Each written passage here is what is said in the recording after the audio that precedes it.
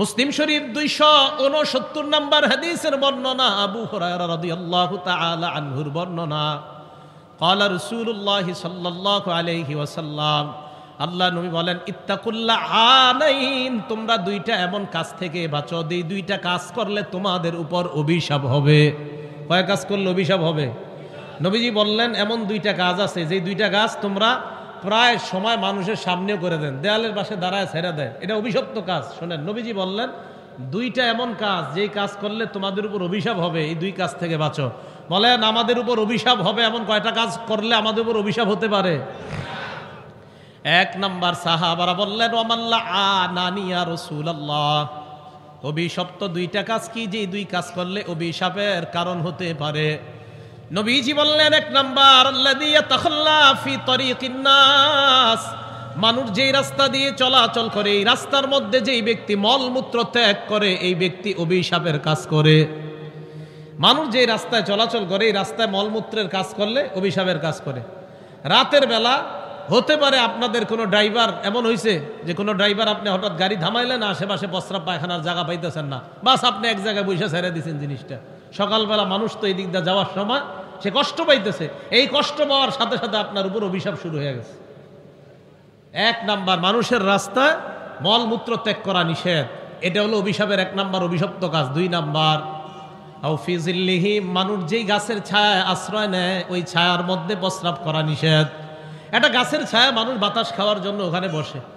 ঢাকার শহরের চমৎকার উদাহরণ হলো ফ্লাইওভারগুলা, যে ফ্লাইওভার ওভারব্রিজগুলা, এই ওভারব্রিজগুলার নিচে সাধারণত কিছু মানুষ, এই মানুষগুলার মাথার মধ্যে কি আছে আল্লাহ জানে, এরা কি করে ফ্লাইওভারের গোড়া গোড়াতে প্রস্রাব পায়খানা করে রাখে।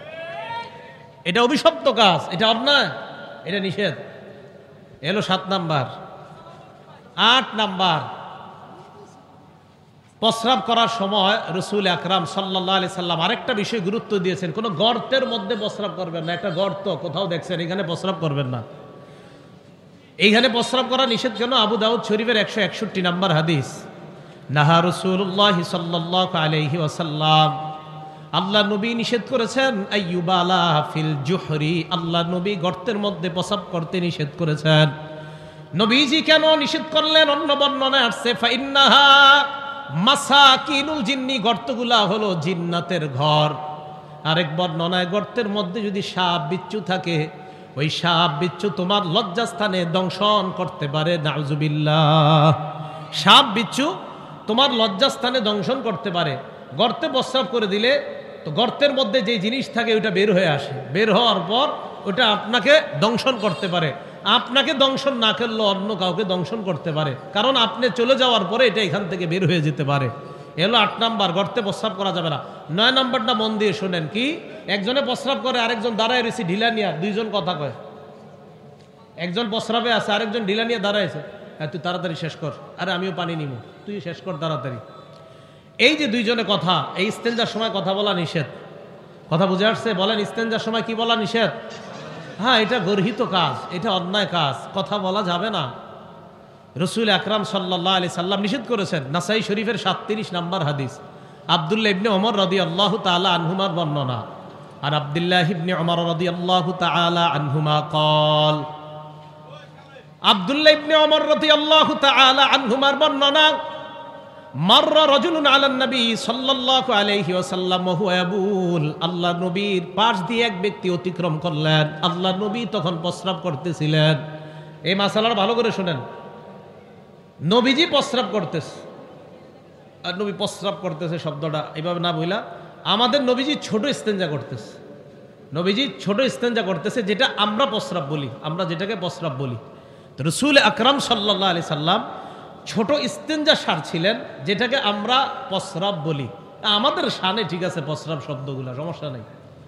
তো রাসূল আকরাম সাল্লাল্লাহু আলাইহি সাল্লামের পাশ দিয়ে একজন অতিক্রম করলেন। করার সময় ফাসাল্লামা আলান নবী সাল্লাল্লাহু আলাইহি ওয়াসাল্লাম, নবীজি সালাম দিছে, আসসালামু আলাইকুম। কি করছে? সালাম দিছে। ফালাম ইয়ারুদ্দা আলাইহিস সালাম, আল্লাহ নবী তার সালামের জবাব দেয় নাই।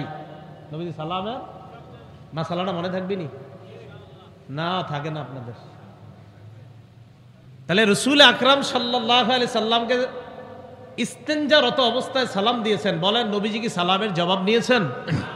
তাহলে যে কোনো সময় সালাম দেওয়া বা সালামের জবাব নেওয়া কি জায়েজ আছে? তাহলে যেই কোনো সময় সালাম দিবে আর সালামের জবাব নিবে, এই কথা ঢালাওভাবে বলা যাবে না, এটা ঠিক না। কথা মনে থাকবে তো সবার? তো রসুল আকরাম সাল্লাল্লাহু আলাইহি সাল্লামকে সালাম দিলেন, নবীজি সাল্লাল্লাহু আলাইহি সাল্লাম সালামের জবাব নেন নাই। আর একটা হাদিস শোনেন, আবু দাউদ শরীফের 15 নম্বর হাদিস। এই হাদিসের বর্ণনাকারী আবু সাঈদ রাদিয়াল্লাহু তাআলা আন তিনি বলেন, সামিআতুন নাবিয়্যা সাল্লাল্লাহু আলাইহি ওয়াসাল্লাম ইয়াকুল, এটা মন দিয়ে শোনেন। দেশ গ্রামে আমি দেখছি অনেকে করে, ঢাকা করেন কিনা জানি না।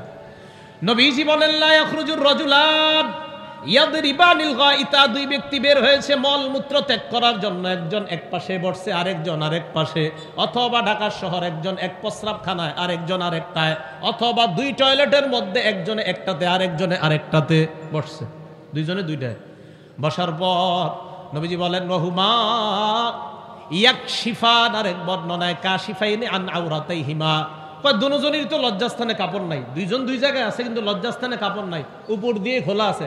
কিরে কি খবর? এই পাশ থেকে জবাব দেয়, হ্যাঁ ঠিকঠাক চলতেছে।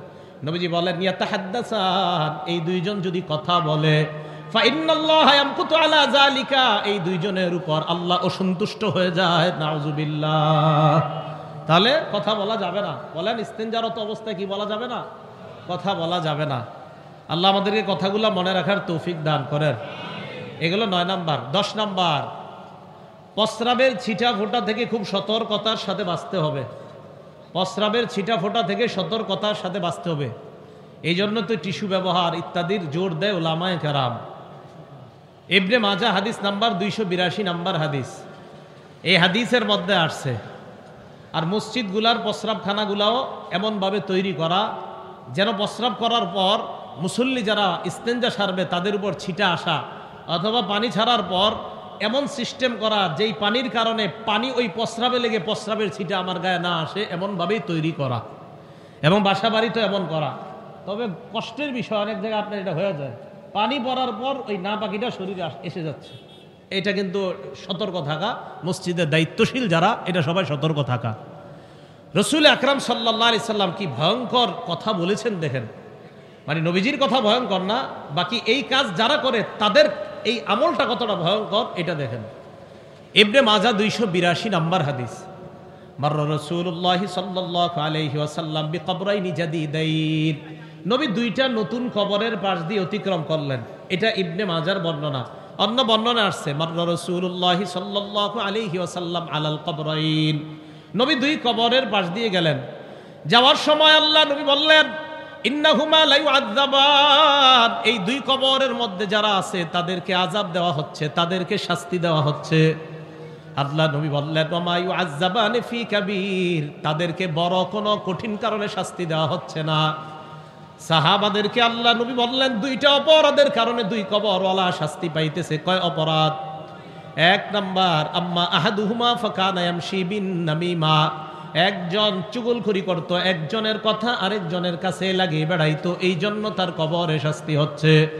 ও আম্মাল আখার ফাকানা লা ইস্তাতিরু মিনাল বাউল, আরেকজন প্রস্রাবের ছিটা ফোঁটা থেকে বাঁচত না। প্রস্রাবের থেকে বাঁচার জন্য সে ভালোভাবে পবিত্রতা অর্জন করত না। প্রস্রাবের ছিটা ফোঁটা শরীরে লাগলো কিনা এটার ব্যাপারে সে যে সতর্কতা অবলম্বন করা প্রয়োজন এটা করত না। তো নবীজি বলেন, দুই কবরে দুইজনের শাস্তি হচ্ছে। একজন নাপাকি থেকে সঠিকভাবে না বাঁচার কারণে, আরেকজনের শাস্তি হচ্ছে এই ব্যক্তি চুগলখড়ি করত। আল্লাহ এই বিষয়গুলো আমাদেরকে গুরুত্ব সহকারে অনুধাবন করে এই বিষয়গুলো সতর্কতার সাথে আমলে যেন আনতে পারি, আল্লাহ তৌফিক দান করেন।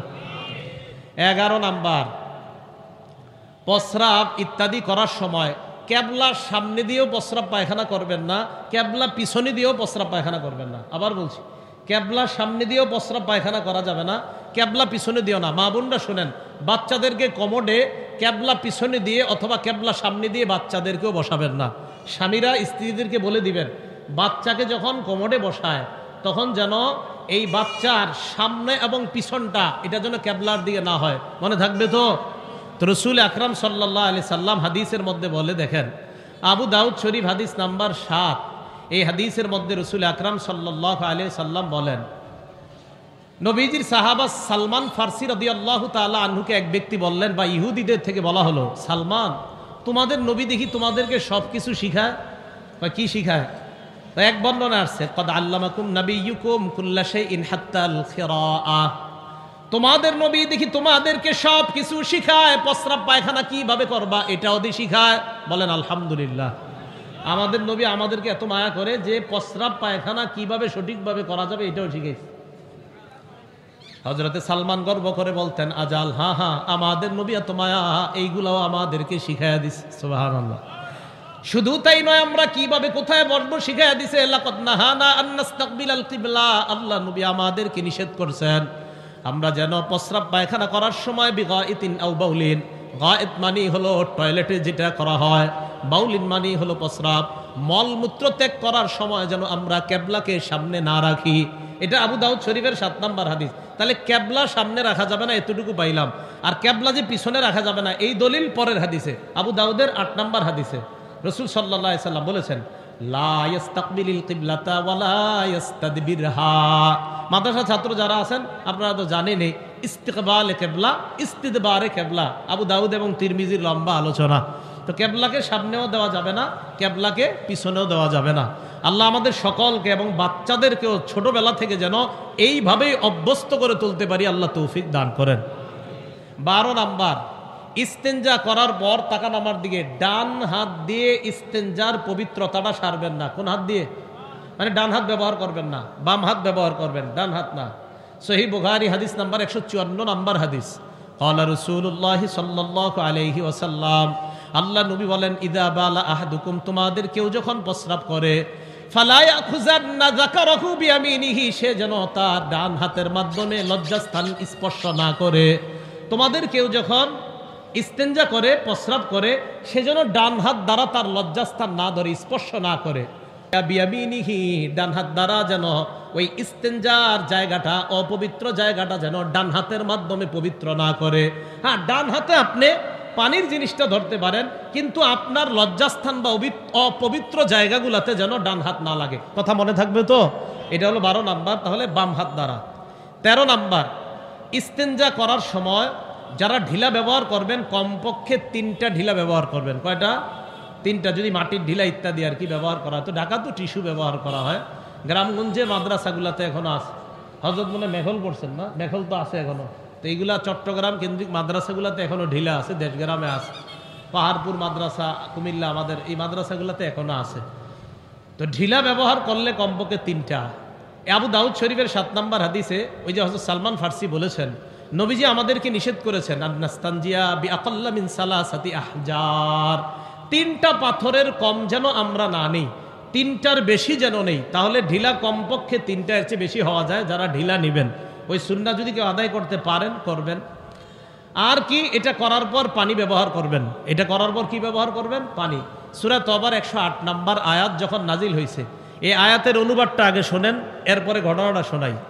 আল্লাহ পাক রব্বুল আলামিন বলেন, আউযু বিল্লাহি মিনাশ শাইতানির রাজীম, ফীহি রিজালুন ইউহিব্বুনা আন ইয়াতাতাহহারু ওয়াল্লাহু ইউহিব্বুল মুত্তাহহিরিন। আল্লাহ পাক কোরআনের মধ্যে জানায়া দেয়, অমুক এলাকায় মসজিদের মধ্যে একদল মুসল্লি আছে, এই মুসল্লিরা এমন যারা পবিত্রতা অর্জন করতে পছন্দ করে। আল্লাহ পবিত্রতা অর্জনকারীদেরকে ভালোবাসেন। সুবহানাল্লাহ। আল্লাহ পবিত্রতা অর্জনকারীদেরকে কি বাসেন? ভালো। এই জায়গায় অনুবাদটা, আল্লাহ বেশি পবিত্রতা অর্জনকারীদেরকে ভালোবাসে। বলেন কি বলছি? বেশি বেশি পবিত্রতা অর্জনকারীদেরকে ভালোবাসে। এই আয়াত নাজিল হওয়ার পর নবীজি গেছে কুবা এলাকায়, এলাকার নাম কুবা।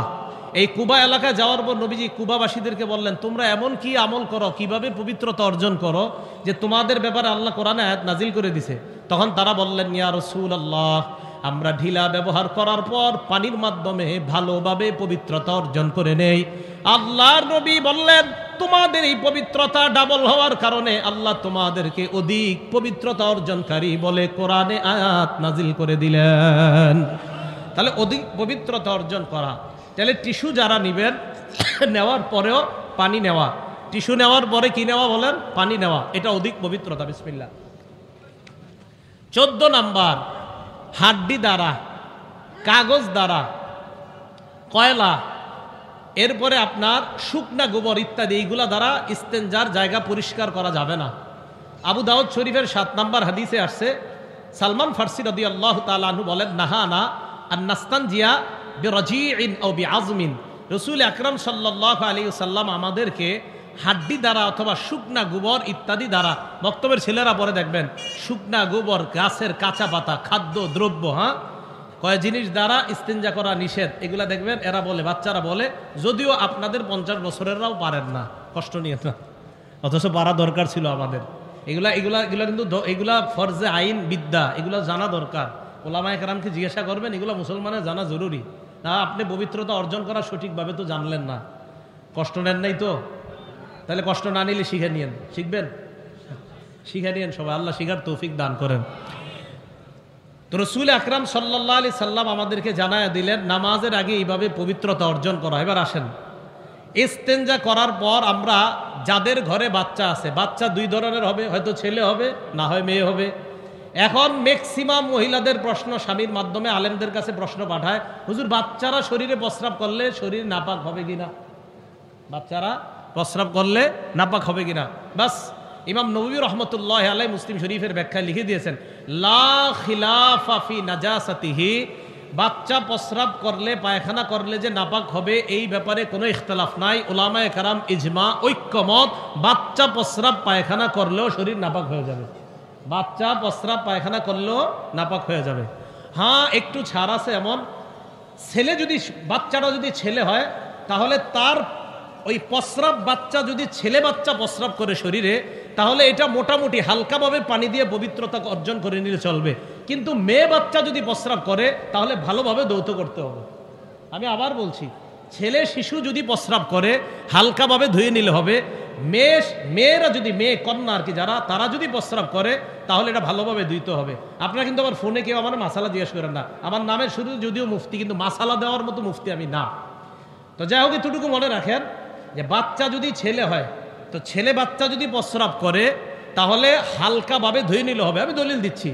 আর যদি মেয়ে বাচ্চা প্রস্রাব করে তাহলে আপনার ভালোভাবে ধৌত করতে হবে। তহাবি শরীফের বর্ণনা, আলী ইবনে আবি তালেব রাদিয়াল্লাহু তাআলা আনহুর বর্ণনা, রাসূল আকরাম সাল্লাল্লাহু আলাইহি সাল্লাম স্পষ্ট বলে দিয়েছেন কি, ইউগসালু বাউলুল জারিয়া, ইউগসালু বাউলুল জারিয়া, মেয়ে বাচ্চার প্রস্রাবকে ভালোভাবে ধৌত করতে হবে।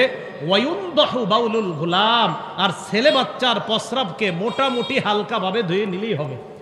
তাহলে মেয়ে বাচ্চার প্রস্রাব ভালোভাবে ধুইতে হবে, আর ছেলে বাচ্চার প্রস্রাবটা হালকা ধুয়ে নিল। আর মুসলিম শরীফের দলিল নেন, আম্মা জানা আয়েশা সিদ্দিকা রাদিয়াল্লাহু তাআলা আনহার বর্ণনা, থাক লাগবে না। আম্মা জানা আয়েশা সিদ্দিকা রাদিয়াল্লাহু তাআলা আনহা বলেন, উতিয়ান নবী সাল্লাল্লাহু আলাইহি ওয়াসাল্লাম বিসাবিয়্যিন ইয়ারদা। আম্মা জানা আয়েশা বলেন, আল্লাহ নবীর কাছে একটা শিশুর বাচ্চা আনা হলো, দুধের বাচ্চা। এই শিশুকে আল্লাহ নবীর কোলে দেওয়া হয়, শিশুটা ছিল ছেলে শিশু। আল্লাহ নবীর কোলে দেওয়ার পর বালা ফি হাজরিহি, আল্লাহ নবীর কোলে প্রস্রাব করে দিস, আল্লাহ নবীর কোলে প্রস্রাব করে দিস, ছেড়ে দিছে বাচ্চাটা। নবীজি দেখে নবীজির কোলে প্রস্রাব করে দিস। ফাদা বিমা ইন, আল্লাহ নবী পানি আনাইলেন, আনার পর ফাসাব্বা আলাই, হালকাভাবে নবী ওই জায়গায় পানি এইভাবে আপনার ইয়া করে দিলেন, পানি ঢেলে দিলেন, ঢেলে হালকাভাবে ধুয়ে নিলেন। ওই যে বললাম, ছেলে শিশুর প্রস্রাব হালকাভাবে ধোয়াটাই যথেষ্ট, মেয়ে শিশুর প্রস্রাব এটা ভালোভাবে ধুতে হবে। মনে থাকবে না কথাটা ইনশাআল্লাহ? তাহলে ছেলে হোক মেয়ে হোক এদের প্রস্রাব পায়খানা অপবিত্র, বাস এটা হলো মাসালা, প্রথম কথা। দ্বিতীয় কথা, ছেলে বাচ্চার প্রস্রাব যদি হয় এটা হালকাভাবে ধৌত করলে, মোটামুটিভাবে ধৌত করলে যথেষ্ট হবে। আর মেয়ে বাচ্চার প্রস্রাবটা ভালোভাবে ধৌত হবে। হ্যাঁ, এরপরে যদি কারোর মধ্যে অস্পশা সন্দেহ থাকে, না হুজুর আমি দুটোটাই ভালোভাবে ধুইব, সমস্যা নাই, তো আপনি ধুন, সমস্যা নেই। ছেলেরটাও আপনি আরও ভালোভাবে, যেইভাবে মেয়েরটা ভালোভাবে ধোয়ার কথা বলা হয়েছে, তো ছেলেরটা এইভাবে ধৌত করেন, কোনো সমস্যা নেই। আল্লাহ আমাদের সকলকে ঘরে বাইরে পবিত্রতা অর্জন করে নামাজের পূর্ববর্তী শর্তগুলো যেন আমরা পালন করতে পারি, আল্লাহ তৌফিক দান করেন। এবার আসেন, নামাজের আগে আমাদেরকে পবিত্রতা অর্জন ছাড়া নামাজ হবে না, এই ব্যাপারে 3টা হাদিস শুনি। তিরমিজি শরীফের 1, 2, 3 এই প্রথম 3টা হাদিস শুনবো আমরা। তিরমিজি শরীফের 1 নম্বর হাদিস, ক্বালা রাসূলুল্লাহি সাল্লাল্লাহু আলাইহি ওয়াসাল্লাম, লা তুকবালু সালাতুন বিগাইরি তুহুরিন, আল্লাহ নবী বলেন পবিত্রতা অর্জন ছাড়া লা তুকবালু সালাত, কোনো নামাজ গ্রহণ করা হবে না। পবিত্রতা অর্জন ছাড়া কোনো নামাজ গ্রহণ করা হবে না। হাদিস নাম্বার 2, এটা একটু মন দিয়ে শোনেন, 2 নম্বর হাদিসটা। কেন? কারণ আগামীকাল ফজর থেকে আপনারা আমি এখন যেভাবে বলবো এইভাবে নিয়তটা পাল্টানো শুরু করবেন ফজর থেকে। ক্বালা রাসূলুল্লাহি সাল্লাল্লাহু আলাইহি ওয়াসাল্লাম, আল্লাহ নবী বলেন, নামাজের আগে তোমরা যারা ওযু করবা, পবিত্রতা অর্জন করবা, তোমরা যারা পবিত্রতা অর্জন করার সময় ভালোভাবে তোমরা পবিত্রতা অর্জন করবা। আল্লাহ নবী বলেন, যখন তোমরা ওযুর মাধ্যমে মুখ ধৌত করবা, ভালোভাবে ধৌত করবা। কেন দেখেন, নবীজি বলেন, ইযা তাওয়াদ্দাআল আব্দুল মুসলিমু আউল মুমিন, কোন মুসলমান অথবা মুমিন বান্দা যখন ওযু করে, ফাগাসালা ওয়াজহাহু, পানি দিয়ে যখন তার মুখ ধৌত করে, খারাজাত মিন ওয়াজহিহি কুল্লু খাতিআতিন নাযারা ইলাইহা বিআইনাইহি। নবীজি বলেন, কোন মুসলমান যখন ওযু করে, ওযুর পানি যখন চেহারার মধ্যে দেয়, তখন এই নজরের মাধ্যমে যেই গুনাহগুলা করছে, ওই পানির সাথে মাআল মাই আও মা আখিরি কতরিল মা, পানির সাথে অথবা পানির শেষ ফোঁটার সাথে তার এই গুনাহগুলা ঝরে যায়, পড়ে যায়। তাহলে আগামীকাল যখন উজুটা করবো আমরা ফজর থেকে, চেহারায় পানিটা দেওয়ার সময় মাথায় রাখবো, মনে মনে রাখবো যে আল্লাহ, আমি তো চোখ দিয়ে কত গুনাহ করি আল্লাহ। মাবুদ, হাদিসে পড়ছি আপনার নবী বলছেন যে মুখ ধৌত করলে শেষ ফোঁটার সাথে চোখের গুনাহগুলা ঝরে পড়ে যায়। আল্লাহ, আমি এই মুখে পানি দিচ্ছি মাবুদ, আমার এই পানি দেওয়ার সাথে সাথে এই পানির সাথে যেন আমার চোখের গুনাহগুলা ঝরে পড়ে যায়। মনে থাকবে না ইনশাল্লাহ? এ হলো মুখে পানি দিলাম। এরপরে কয় ওয়াইদা গসালা ইয়াদাইহি, এরপরে যখন হাত ধৌত করবেন আপনি, আল্লাহ নবী বলেন, হাত ধৌত করার পর খরজাত কুল্লু খাতিআতিন মিন ইয়াদাইহি বাতাসাতহা ইয়াদা, হাতের মাধ্যমে যত গুনাহ করছে পানির সাথে হাতের গুনাহগুলা ঝরে পড়ে যায়। এই হাদিস থেকে বোঝা যায় পায়ের গুনাহ আর যত অঙ্গ প্রত্যঙ্গগুলো আছে ধৌত করবেন, তো ওই পানির ফোঁটার সাথে আপনার গুনাহগুলা ঝরে পড়ার এই ব্যবস্থা আল্লাহ পাকের পক্ষ থেকে করা হয়। 3 নম্বর হাদিস, রসুল আকরাম সাল্লাল্লাহু আলাইহি ওয়াসাল্লাম পবিত্রতা অর্জন ছাড়া আমাদের যে সালাত হবে না। বাকি প্রথম 1, 2, 3 এই তিনোটা হাদিসের মধ্যে বলছেন যে পবিত্রতা অর্জন এটা হলো নামাজের শর্ত। তো তৃতীয় হাদিসের মধ্যে নবীজি বলেন, তিরমিজি শরীফের, মিফতাহুস সালাতি আত-তুহুর, নামাজের চাবি হলো পবিত্রতা, পবিত্রতা অর্জন ছাড়া নামাজ খোলা যায় না। এবার চলেন আমরা নামাজে প্রবেশ করব। নামাজে প্রবেশ করার আগে যদি গোসল ফরজ না থাকে তাহলে ওযু করা। ওযুর ফরজ কয়টা বলেন তো? 4টা। সূরা মাইদার 6 নম্বর আয়াতে আল্লাহ পাক রব্বুল আলামিন বলেন, ইয়া আইয়ুহাল্লাযীনা আমানু ইযা কুমতুম ইলাস সালাহ, হে ঈমানদারগণ, তোমরা যখন নামাজে দাঁড়ানোর ইচ্ছা করো, ফাগসিলু বুজুহাকুম, তোমরা তোমাদের চেহারা ধৌত করো, ওয়া আইদিয়াকুম ইলাল মারাফিক, তোমরা তোমাদের হাতগুলা কনুই পর্যন্ত ধৌত করো, ওয়ামসাহু বিরুউসিকুম, 3 নাম্বার মাথা মাসহ করো, 4 নাম্বার আরজুলাকুম ইলাল কাবাইন, পাগুলা টাকনু পর্যন্ত পা ধৌত করো। এ হলো ওযুর 4 ফরজ। হাত ধৌত করা, মুখ ধৌত করা, মাথা মাসহ করা আর পা এটা ভালোভাবে ধৌত করা যদি ওযু ফরজ হয় আপনার। আর যদি গোসল ফরজ হয় আপনার উপরে, ভালো করে মনে রাখবেন, যদি গোসল ফরজ হয় আপনার উপরে তো গোসলের 3টা ফরজ। 1 নাম্বার ভালোভাবে কুলি করা, 2 নাম্বার নাকের নরম জায়গা পর্যন্ত পানি পৌঁছায়া দেওয়া, 3 নাম্বার সমস্ত শরীরে পানি পৌঁছায়া দেওয়া।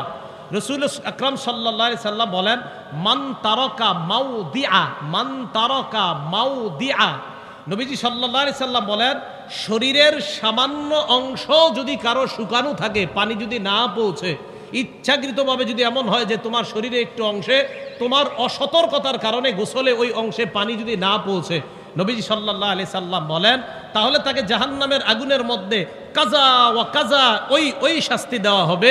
মানে নবীজি সাল্লাল্লাহু আলাইহি সাল্লাম সাবধান বাণী আমাদেরকে দিয়েছেন। তাহলে গোসলের সময় মাথায় রাখা, ভালোভাবে কুলি করা, নাকের নরম জায়গা পর্যন্ত পানি পৌঁছায় দেওয়া, সমস্ত শরীরে পানি পৌঁছায় দেওয়া। কোনো কারণে কুলি করতে আপনি ভুলে গেলেন, নাকে পানি দিলেন আর সমস্ত শরীরে পানি দিলেন, কুলি করতে আর মনে নাই, তখন গোসল করার পরে এক গ্লাস পানি খেয়ে নেবেন, হয়ে যাবে। কি খেয়ে নেবেন? মনে পড়ার সাথে পানি খেয়ে নেবেন, হয়ে যাবে। অথবা পানি মুখে দিয়ে করে কুলি করে ফেলায় দিবেন। বাকি শরীরের কোনো অংশ যেন আপনার শুষ্ক না থাকে। কথাগুলো মনে থাকবে না? এবার নামাজের মধ্যে আমরা যারা প্রবেশ করব, নামাজের বাহিরে কয় ফরজ? 7 ফরজ। নামাজের ভিতরে বাহিরে মোট কয় ফরজ? 13 ফরজ। বাহিরে কয় ফরজ? মানে এটি কি মক্তবের পড়া? কোরআন হাদিসে আছে। কে মক্তবে বলাবান করে কোরআন হাদিস থেকে পড়ানো হয়, খালি ওরা দলিলটা দেয় না। আপনারা মনে করেন মক্তবের পড়া কি আমরা পড়বো নাকি? দেখি আপনারা কোরআন হাদিসের এগুলো পড়ছেননি। নামাজের বাহিরে 7 ফরজ। 1 নাম্বার শরীর পাক করা, শরীর পবিত্র করা।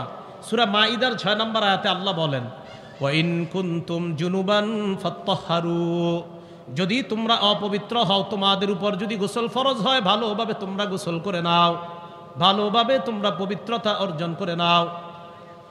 1 নাম্বার শরীর পাক, 2 নাম্বার কাপড় পাক। কাপড় পাকের দলিল হলো সূরা মুদ্দাসসিরের 4 নাম্বার আয়াত। আল্লাহ বলেন ওয়াসিয়াবাকা ফাতাহহির, তোমরা তোমাদের কাপড় পবিত্র করো। এই জায়গায় রাসূলুল্লাহ বলছে, হাবিব আপনি আপনার কাপড় সমূহ পবিত্র করেন। তাহলে কাপড়গুলো পবিত্র করা এটা নামাজের বাহিরে 2 নাম্বার ফরজ। 3 নাম্বার নামাজের জায়গা পবিত্র করা। সূরা বাকারা আয়াত নাম্বার 125 আল্লাহ বলেন ওয়া আহিদনা ইলা ইব্রাহিম ওয়া ইসমাঈল আন তাহহিরা বাইতিয়া লিত-তাইফিনা ওয়াল আকিফিনা ওয়ার রুকআইস সুজুদ।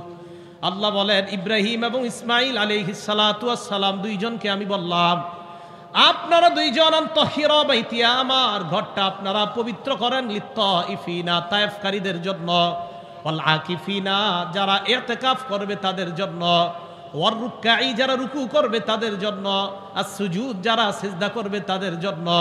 তাহলে 3 নাম্বার নামাজের জায়গা পবিত্র করা সূরা বাকারার 125 নাম্বার আয়াত দ্বারা প্রমাণিত হয়।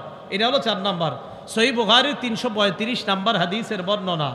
ক্বালা রাসূলুল্লাহ সাল্লাল্লাহু আলাইহি ওয়াসাল্লাম, আল্লাহ নবী বলেন ওয়াতিতু খামসান লাম ইউতাহুন্না আহাদুন ক্বাবলি, নবীজি বলেন আমাকে এমন 5টা জিনিস দেওয়া হয়েছে, আমার পূর্বে এই 5 জিনিস আর কাউকে দেওয়া হয় নাই। 1 নাম্বার নুসিরতু বিররুবি মাসিরাতা শাহরিন, আমার ব্যাপারে 1 মাসের দূরত্বে বেঈমানদের অন্তরে কম্পন সৃষ্টি করে দেওয়া হয়। আমি যদি কোথাও জিহাদের ময়দানে রওনা করব তো নুসিরতু বিররুবি মাসিরাতা শাহরিন, বেঈমানদের অন্তরে বিররুবি আল্লাহ রূপ সৃষ্টি করে দেয়, কাঁপন সৃষ্টি করে দেয়। 1 মাসের দূরত্বে এই কাঁপন সৃষ্টির মাধ্যমে আল্লাহর পক্ষ থেকে আমি নবীকে সাহায্য করা হয়, আমার পূর্বে আর কোনো নবীকে এইভাবে সাহায্য করা হয় নাই। 1।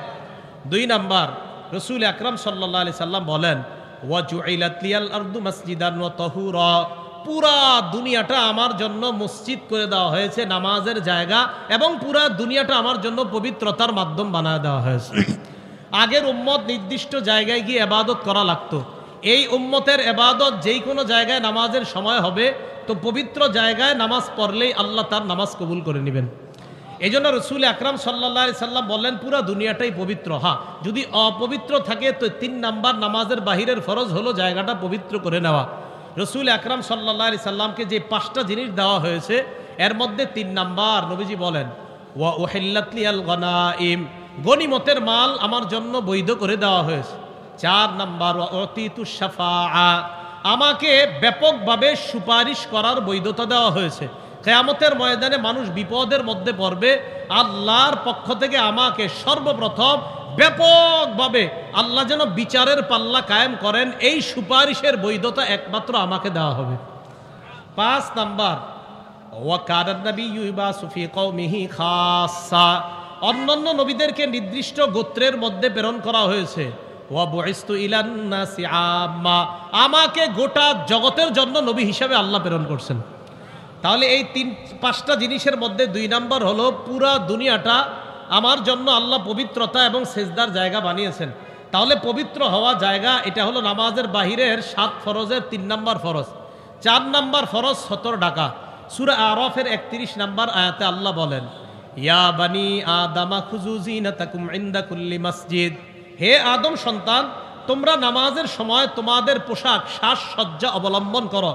মা বোনরা পা খোলা রাখতে পারবে সর্বোচ্চ, হাতের 2টা কবজি থেকে আপনার এই হাত খোলা রাখা, আর চেহারা মোটামুটি ভাবে আর পুরা শরীরের অংশ সব ঢেকে রাখতে হবে মা বোনরা।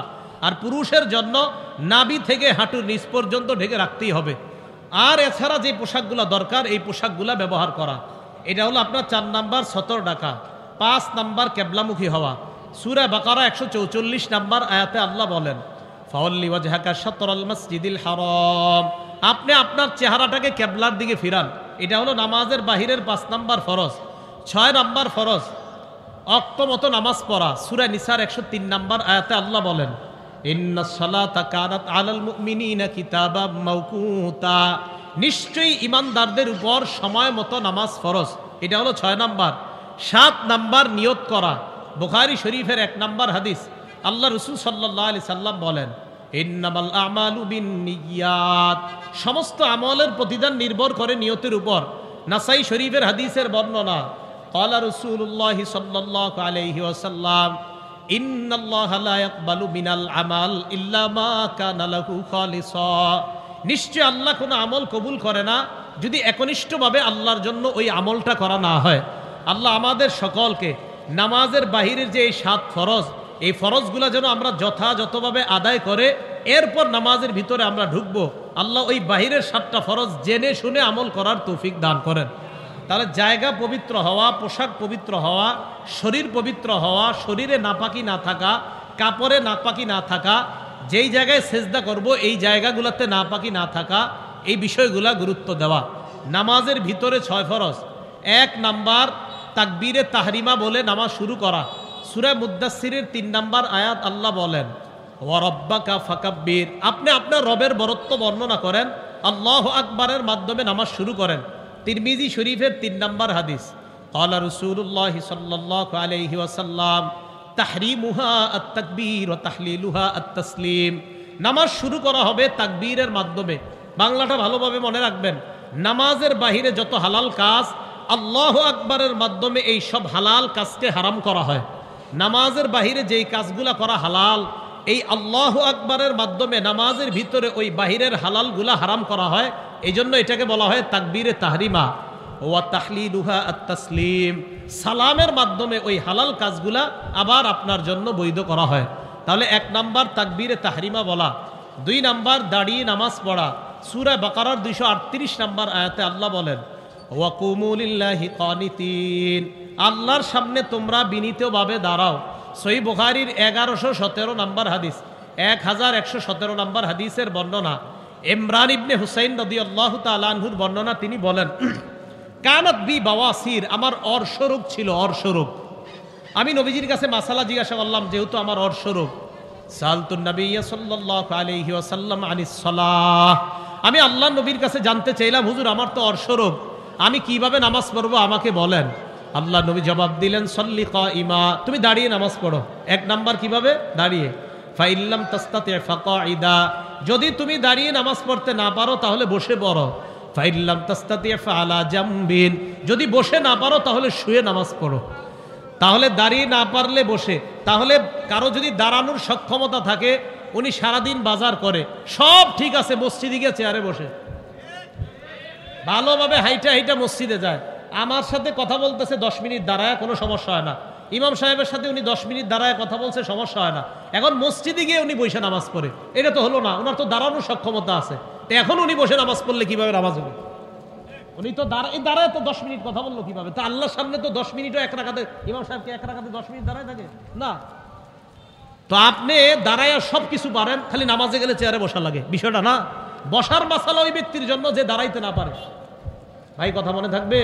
সহিহ বুখারী 1117 নাম্বার হাদিস, সহিহ বুখারী 1117 নাম্বার হাদিস। ইমরান ইবনে হুসাইন বলেন, কানাত বি বাওয়াসির, আমার অর্শরোগ ছিল। আমি রাসূল সাল্লাল্লাহু আলাইহি সাল্লামকে প্রশ্ন করলাম, নামাজ পড়বো কিভাবে? তো নবীজি বললেন, সল্লি কাইমান, দাঁড়িয়ে নামাজ পড়ো। তাহলে দাঁড়িয়ে মানে তুমি যদি দাঁড়াইতে সক্ষম হও তো দাঁড়িয়ে নামাজ পড়ো। ফাইল্লাম তাস্তাতি, যদি দাঁড়িয়ে নামাজ পড়তে সক্ষম না হও, ফাকাইদান, তাহলে বসে নামাজ পড়ো। ফাইল্লাম তাস্তাতি, যদি বসেও না পারো, ফাআলা জামবিন, তাহলে শুয়ে নামাজ পড়ো। তাহলে বলেন তো, দাঁড়ানোর সক্ষম ব্যক্তি বসে নামাজ পড়লে হবে না? দাঁড়ানো সক্ষম ব্যক্তি বসে বললে হবে না। এই কথাগুলো আমরা মনে রাখবো। বাজারে গিয়ে 1.5 ঘন্টা ঘুরে কিচ্ছু হয় না, উনি মসজিদে গেলে বসে যায়। এই বিষয়গুলো কেমন? এটা তো সঠিক হলো না আপনার। আল্লাহ আমাদেরকে বুঝার তৌফিক দান করেন। আরো আশ্চর্য লাগে, একজন আপনি ইদানিং চেয়ার পাওয়া যায়, আপনার চেয়ার কেমন জানি ভাঙ্গা যায়, এটা এইভাবে নিয়ে যাওয়া যায় মসজিদে। এই চেয়ার এইভাবে নিয়ে আমি জুমা পড়াইতে যাই যে রাস্তায়, তো রমজান মাসে তো আপনার আর খানা নাই, আর রমজান মাসে খানা আছে দিনের বেলা। তো আগে আগে মসজিদে গেলে প্রচুর মানুষ এসে ডিস্টার্ব করে, এই জন্য চিন্তা করি কি করা যায়। তো এর আগে একটা মসজিদ আছে, কোন মসজিদ সেটা বলবো না, তো যেই কোনো এক মসজিদে আমি বসে থাকি, কিছু করি বসে আপনার হয়তো কোরআন শরীফ পড়ি বা কিছু করি, সময়টা কাটাই, তারপর মসজিদে যাই। এক লোক আপনার এইভাবে উনি চেয়ারটা এইদিকে নিয়ে মসজিদে ঢুকার পর খাদেম সাহেবের সাথে দীর্ঘক্ষণ দাঁড়ায়, আর ঠিক চেয়ারও এই জায়গায় আছে, তাও আরো কত কষ্ট কথা বলতেছে দীর্ঘক্ষণ। এই কথা বইলা উনি আপনার চেয়ারটা পাইতে গিয়ে চেয়ারে বসে, তো খাদেম সাহেবরা জিজ্ঞেস করলাম নামাজ পড়ে কিভাবে, চেয়ারে বসে। মানে এটা মানে কি? আপনি সুন্দর এটা নিয়ে গেলেন, আবার খাদেম সাহেবদের দিক নির্দেশনা দিতেছেন এইভাবে মুছো, এটা করো ওইটা করো, দাঁড়ায় কিন্তু দাঁড়ায় সব করতে। তা আল্লাহর সামনে আপনি এই অদ্দুহা সূরা পরিমাণ দাঁড়ায় থাকতে পারলেন না? ভাই কথাগুলা বুঝার চেষ্টা করবো আমরা। আল্লাহ আমাদের সকলকে বুঝবার তৌফিক দান করেন। 1 নাম্বার তাকবীরে তাহরিমা, 2 নাম্বার দাঁড়িয়ে নামাজ পড়া, 3 নাম্বার কেরাত পড়া। সূরা মুজাম্মিল আয়াত নাম্বার 20 আল্লাহ বলেন ফাকরাউ মা তায়াসসারা মিনাল কুরআন, কোরআনের যে অংশ সহজ, যেখান থেকে সহজ সেখান থেকে তেলাওয়াত করো। 4 নাম্বার কেরাত পড়া, রুকু করা 4 নাম্বার, 5 নাম্বার সেজদা করা। 4 এবং 5 নাম্বারের দলিল সূরা হজের 77 নাম্বার আয়াত। আল্লাহ বলেন ইয়া আইয়ুহাল্লাযীনা আমানু রুকউ ওয়াসজুদু, হে ঈমানদারগণ তোমরা রুকু করো সেজদা করো। রুকুর দলিল পাইলাম 4 নাম্বার, সেজদার দলিল পাইলাম, এটা হলো 5 নাম্বার। 6 নাম্বার শেষ বৈঠক করা, মানে আত্তাহিয়াতু পড়তে যতক্ষণ লাগে ওই পরিমাণ সময় বসা। রাসূল আকরাম সাল্লাল্লাহু আলাইহি সাল্লাম আব্দুল্লাহ ইবনে মাসউদ রাদিয়াল্লাহু তাআলা আনহুর হাতটা এইভাবে ধরলেন। আবু দাউদ শরীফের 970 নাম্বার হাদিস। এইভাবে ধরার পর নবীজি তাকে অনেক কিছু শিখাইলেন। আল্লামাহুত তাশাহুদা, তাশাহুদ শিখাইলেন। এইভাবে তাশাহুদ শিখানোর পর নবীজি বললেন ইবনে মাসউদকে ফাইদা কারাতা, তুমি যখন এটা পড়বা, আও কযাইতা হাযা, তুমি যখন পড়বা অথবা এইভাবে এটা আদায় করবা, তুমি এই পরিমাণ আদায় করবা, তাম্মাস সালাতু, তোমার নামাজ আদায় হয়ে গেছে, পরিপূর্ণ হয়ে গেছে। ফাইন শিতা আন তাকুমা কুম, তোমার যদি মন চায় চলে যেতে চলে যাও। ওয়াইন শিতা আন তাকউদা ফাকুদ, আর মন চাইলে বসে থাকো। মানে আত্তাহিয়াতু পরিমাণ অন্তত এটা তো পড়তেই হবে। তো এই পরিমাণ শেষ বৈঠক করা এটা হলো ফরজ। তাহলে নামাজের ভিতরে কয় ফরজ? 6টা ফরজ। 1 নাম্বার তাকবীরে তাহরিমা বলা, 2 নাম্বার দাঁড়িয়ে। বলেন তো দাঁড়িয়ে মানে যেই ব্যক্তি দাঁড়াতে সক্ষম সে দাঁড়িয়েই নামাজ পড়তে হবে। বলেন যেই ব্যক্তি দাঁড়াতে সক্ষম উনি দাঁড়িয়েই নামাজ পড়তে হবে। আল্লাহ আমাদেরকে বুঝার তৌফিক দান করেন। এখন তো আপনি এই যে নামাজের নিয়ম জানলেন, কিন্তু নামাজটা আপনার কবুল হবে কিভাবে? আপনারা যেইভাবে নামাজ পড়েন এইভাবে কি কবুল হবে কিনা? কিন্তু রাসূল সাল্লাল্লাহু আলাইহি সাল্লাম দেখেন তো কি বলে, সহিহ বুখারী 757 757 নাম্বার হাদিস, 757 757। নবীজি সাল্লাল্লাহু আলাইহি সাল্লাম মসজিদে আসলেন, আসার পর বসে রইছে। এক ব্যক্তি মসজিদে আসছে, আসার পর নামাজে দাঁড়াইছে, আল্লাহু আকবার, নামাজ দাঁড়াইছে। নামাজ দাঁড়ানোর পর নামাজ পড়লেন, আল্লাহ নবী তার নামাজটা দেখলেন। এই হাদিস দ্বারা বোঝা যায় কোনো ব্যক্তি যদি মসজিদে নামাজ পড়ে, ইমাম সাহেব যদি তার নামাজ দেখে এটা জায়েজ আছে। ইমাম সাহেব যদি কোনো ব্যক্তির সুন্নত নামাজ দেখে, মুসল্লির, এটা দেখতে পারবে। কারণ নবীজি সাল্লাল্লাহু আলাইহি সাল্লাম এক সাহাবার নামাজ দেখতেছে, দেখেন কি হয়। নামাজ দেখার পর ওই ব্যক্তি নামাজের সালাম ফিরাইলেন, ফিরানোর পর আল্লাহ নবীর কাছে আসলেন। আসার পর সাল্লামা আলান নবী সাল্লাল্লাহু আলাইহি ওয়াসাল্লাম, আল্লাহ নবীকে সালাম দিলেন। ফারাদ্দা আলাই, আল্লাহ নবী তাকে সালামের জবাব দিলেন। নবীজি তাকে বললেন ইরজি ফাসাল্লি ফাইন্নাকা লাম তুসাল্লি, যাও তুমি আবার নামাজ পড়ো, কারণ তুমি নামাজ পড়ো নাই। যাও তুমি নামাজ পড়ো, তুমি নামাজ পড়ো নাই। সাহাবা আবার গেছে, যাওয়ার পর ইউসাল্লি কামা কানা সাল্লা, আগে যেইভাবে নামাজ পড়ছে আবার ওইভাবে নামাজ পড়তে লাগলেন। নামাজের সালাম ফিরাইলেন, আবার আল্লাহ নবীর সামনে গিয়ে সালাম দিলেন। নবী সালামের জবাব দিয়ে বললেন ইরজি, আবার যাও, ফাসাল্লি, নামাজ পড়ো, ফাইন্নাকা লাম তুসাল্লি, তুমি নামাজ পড়ো নাই, যাও আবার নামাজ পড়ো। সাহাবা দ্বিতীয়বার নামাজ পড়লেন, এইভাবে 3 বার হয়ে যায়। সাহাবা আল্লাহ নবীকে বললেন ইয়া রাসূলুল্লাহ মা উহসিনু গায়রা, আমি এর চাইতে ভালো নামাজ পড়তে জানি না, আল্লিমনি, এর চাইতে যদি ভালো নামাজ থাকে আমাকে আপনি শিখিয়ে দেন। তাহলে ইমাম সাহেব যদি কোনো মুসল্লির নামাজ দেখে, দেখার পর যদি বলে ভাই আপনি তো সেজদায় গিয়া 2 পা পিছন দিয়ে উঠায় ফেলেন, কয় পা? 2 পা একসাথে, অনেক মুসল্লি সেজদা দিয়ে 2 পা একসাথে পিছনে উঠায়, সেজদা দেয় 2টা পিছন দিয়ে এভাবে দাঁড়া করায় রাখে, নামাজ কিন্তু ঝামেলা হয়ে গেছে। 2 পা একসাথে উঠে গেলে নামাজ ঝামেলা হয়ে যাবে। 1 পা মাটিতে থাকতেই হবে সেজদায় গেলে। হ্যাঁ, হাদায়া মাসালা আছে স্পষ্ট। 2 পা উপরে কিন্তু উঠা যাবে না। এখন ইমাম সাহেব আপনার নামাজ দেখলো, দাঁড়িয়ে দাঁড়িয়ে আপনার নামাজ দেখলো, দেখার পর আপনার বললো ভাই আপনার নামাজ আবার পড়েন, হয় নাই। আপনি কি করেন? আপনি নামাজ হয় নাই মানে না, আপনি মানে ঝাড়ি মারলেন, নামাজ হুজুরে কইলো নামাজ হয় নাই, তা আপনি রাগ হয়ে গেলেন, নামাজ হয় নাই মানে। তো এইভাবে নামাজের মধ্যে আপনার যখন ইমাম সাহেব বলা, তাহলে বলেন তো ইমাম সাহেব বলাটা নবীর সুন্নাহ কিনা? আরে নবীজি বলছেন এক সাহাবাকে যে তুমি যাও আবার নামাজ পড়ো, তাহলে ইমাম সাহেবের দেখাটা সুন্নাহ কিনা? আচ্ছা, এরপরে এই বলাটা যে তুমি নামাজ, আপনি আবার নামাজটা পড়েন ভাই, আপনার নামাজ হয় না, এই বলাটা ওনার অধিকার আছে কিনা। 3 নম্বরে আপনি পাল্টা হুজুরকে বলা উচিত, হুজুর আমার নামাজ তো আমি এর চেয়ে ভালো জানি না, কিভাবে পড়তে হয় আমারে শিখাইয়া দেন।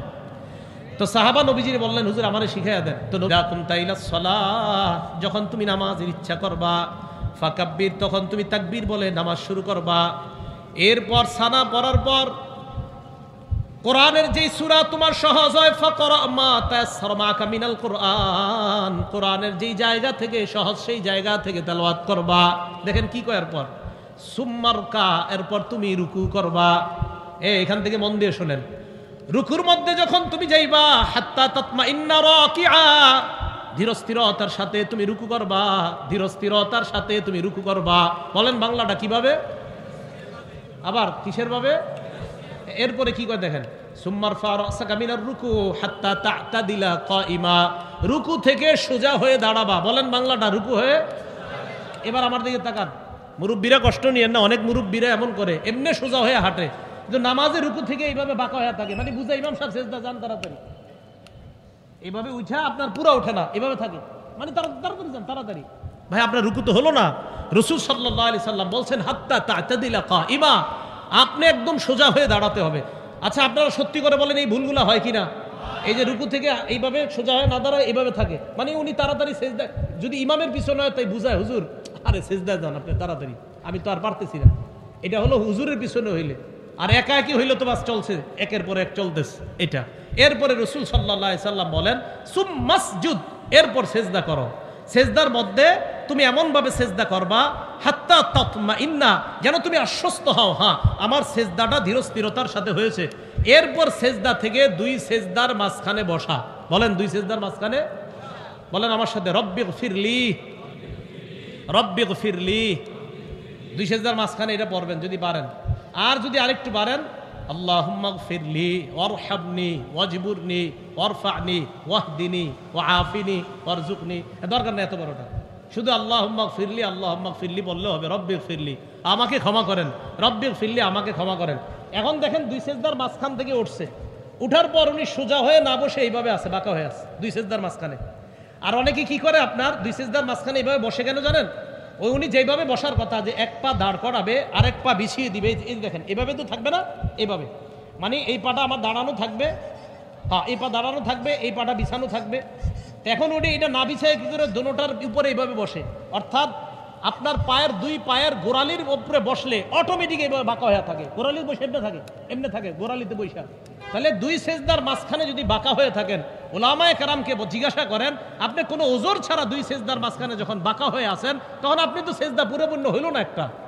আপনার এক সেজদা হওয়ার জন্য শর্ত, আপনি 2 সেজদার মাঝখানে সোজা হয়ে বসতে হবে। যদি না বসেন তো আপনার সেজদা আদায় হলো না। তা আবার ওই অবস্থায় সেজদায় চলে যাওয়া মানে আপনি সেজদা একটা করলেন, তা আপনার তো 2 সেজদা হলো না। কথা মনে হয় বুঝেন নাই। আপনি 2 সেজদার মাঝখানে সোজা হয়ে বসায় তো ওয়াজিব নামাজের। তাহলে ভাই মেহেরবানি করে এই ভুলগুলো আপনারা করেন না, 2 সেজদার মাঝখানে সোজা হয়ে বসা। নবীজি ওই সাহাবারে বললেন, ইফআল যালিকা ফি সলাতিকা কুল্লিহা, আমি তোমারে 1 রাকাত শিখাইয়া দিলাম, তুমি তোমার পুরা নামাজে এইভাবেই আমল করবা। এটাকে বলা হবে খুশু খুজু ওয়ালা নামাজ। কি নামাজ বলেন তো? খুশু খুজু ওয়ালা নামাজ। এটা আল্লাহ বলছেন হাফিজু আলাস সালাওয়াত, নামাজের প্রতি যত্নবান হও। তাহলে দেখেন নামাজের প্রতি যত্নবান হওয়ার জন্য নামাজের বাহির থেকে আমরা কত দূর থেকে আসতে হয়। ইস্তেনজাগুলা সুন্নাহ মোতাবেক হওয়া, পবিত্রতা সুন্নাহ মোতাবেক হওয়া, নামাজের ফরজগুলাও যেন সুন্নাহ মোতাবেক আদায় করা যায়, নামাজের ভিতরের ফরজগুলাও সুন্নাহ মোতাবেক আদায় করা। এইভাবে রাসূল আকরাম সাল্লাল্লাহু আলাইহি ওয়াসাল্লাম আমাদেরকে প্রত্যেকটা বিষয় এইভাবে যেন আমরা আদায় করতে পারি আমাদেরকে শিখিয়ে দিয়েছেন। আল্লাহ তৌফিক দান করেন। মন দিয়ে শোনেন কথাটা। আল্লাহু আকবার বলার পর দাঁড়ানো অবস্থায় 2 সেজদা যেখানে আপনি দিবেন, ওই সেজদার জায়গায় আপনার নজর থাকবে। বলেন আমরা যখন নামাজে দাঁড়াবো আমাদের নজর কোথায় থাকবে? নামাজ খুশু খুজু হওয়ার জন্য যেই জায়গায় নজর থাকা দরকার, নজরগুলো যদি সেখান থেকে ছুটে যায় নামাজের খুশু খুজু নষ্ট হয়ে যায়। আবার বলছি, নামাজের খুশু খুজু নষ্ট হয়ে যাওয়ার জন্য এটাও দায়ী, যেই জায়গায় আপনার নামাজে নজর থাকা দরকার সেখানে নজর না রেখে যদি অন্য কোথাও নজরটা নিয়ে নেন, এই নামাজের খুশুটা নষ্ট হওয়ার জন্য আপনার নজর এদিক সেদিক করাটা দায়ী হয়ে যাবে। বলেন দাঁড়ানো অবস্থায় নজর কোথায় থাকবে? সেজদা দেওয়ার জায়গায়।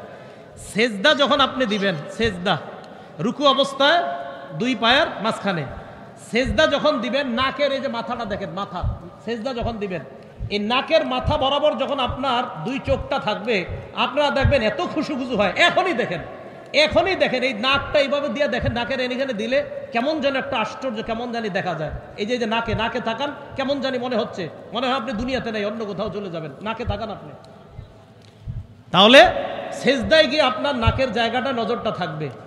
এরপরে আপনি যখন বসবেন কোলে নজর। এবার আমি বলবো, আপনারা বলবেন বাকিটা। বলেন দাঁড়ানো অবস্থা